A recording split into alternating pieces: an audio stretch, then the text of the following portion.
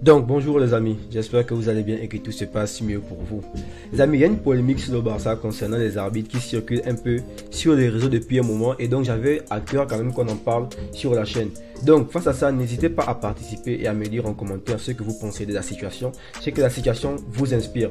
Et pour ne pas vous dire des bêtises, je préfère qu'on lise l'article ensemble et ensuite on verra après quoi dire. Mais avant d'entrer dans le vif du sujet, je rappelle de n'oubliez pas de vous abonner à la chaîne pour être tenu informé des prochaines infos sur le Barça. C'est totalement gratuit de s'abonner et en plus ça soutient énormément la chaîne.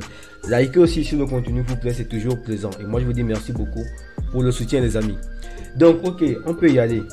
Les amis, première annonce et ne vous inquiétez pas, je mettrai en description tous les liens des annonces qu'on utilisera aujourd'hui et comme ça vous permettra aussi d'aller lire peut-être vous-même. Donc comme on le voit déjà, Tebas fait d'énormes menaces à la Porta dans l'affaire Negreira. Le FC Barcelone est au cœur d'un nouveau scandale. Ce dernier pourrait faire sauter le président Blaugrana. Pour rappel, le FC Barcelone est accusé d'avoir versé 1,4 million d'euros à une société qui appartient à un ancien arbitre de la Liga, José María Enríquez Negreira. De la corruption pure et simple, le club catalan nie tout en bloc, bien évidemment. Pourtant, le club et surtout son président, Joan Laporta, risquent gros. Bien que le président catalan n'y soit pour rien, l'affaire ayant pris place sous l'égide de Bartomeu, à en croire les dires de Javier Tebas, si délit il y a, le président du Barça pourrait bien se voir obligé de démissionner. Et voici mot pour mot ce que Tebas nous dit. S'il n'explique pas, et le i dans toutes les questions ici, c'est Laporta. Si Laporta n'explique pas bien ou plus raisonnablement pourquoi il a été payé, donc pourquoi Negreira a été payé, je pense qu'en effet il doit démissionner. Il a fait une déclaration superficielle. Dans la note de Barcelone, il a dit que tous les clubs le faisaient.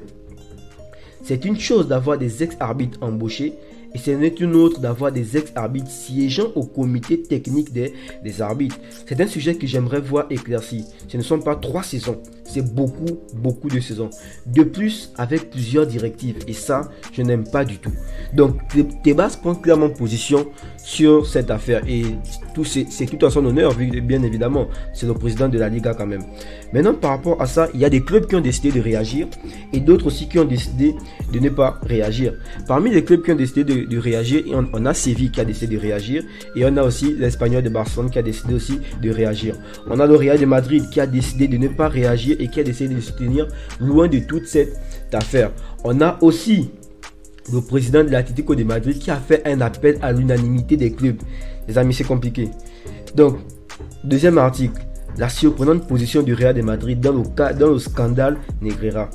Les amis, vous pourrez lire tout ça. Vous pourrez lire bien tout ça. C'est des mêmes choses. Donc, on vient voir la position uniquement du Real. Un coup de pression qui aurait pu être accompagné d'une fronde globale des clubs de Liga. C'était en tout cas le souhait du président de l'Atlético, Miguel Ángel Gilmarín, qui a exhorté les clubs à se réunir pour dénoncer le scandale. Bien évidemment, Matteo Alemany, qui représentait le Barça, s'y est opposé. Mais surtout, le Real de Madrid aurait souhaité, selon AS, se tenir à l'écart de toute cette affaire. Une position prudente de la part du grand rival merengue qui n'aurait pas été du goût du patron de l'Atlético qui attendait une position unie et claire des clubs de Liga. Finalement, ce sont plusieurs clubs dont Séville ou l'Espagnol Barcelone qui ont donc communiqué de manière individuelle. Ça, c'était la position du Real de Madrid qui décide de se retirer. Mais dans cette décision du Real de se retirer, on comprend en fait que Séville et l'Espagnol ont communiqué de manière individuelle. L'Atlético a fait un appel à l'unanimité des clubs. Donc on verra bien aussi la position par rapport à Séville. Donc troisième article, Barça Gate, les clubs de Liga sortent du silence. Pareil aussi les amis, tout ça vous pourrez lire ça vous-même, les liens seront tout en description, n'oubliez pas. Donc on vient, Séville et l'Espagnol réagissent. Si le Real de Madrid reste pour l'heure très silencieux au sujet de toute cette histoire, ce n'est pas le cas de tout le monde en Espagne, en commençant par Javier Tebas, le président de la Liga. Car si ce dernier a reconnu qu'il y avait une prescription et qu'aucune sanction sportive ne serait possible envers le Barça en l'état, il a demandé à ce qu'une investigation soit réalisée pour connaître tous les tenants et les aboutissants de cette histoire qui fait du mal au football professionnel. Il a déjà assuré que la Liga collaborait avec le fisc et il a également déclaré que selon lui, Laporta devrait démissionner s'il n'apporte pas de meilleures explications. Donc, dans cette situation, les amis, où est-ce que nous en sommes ici?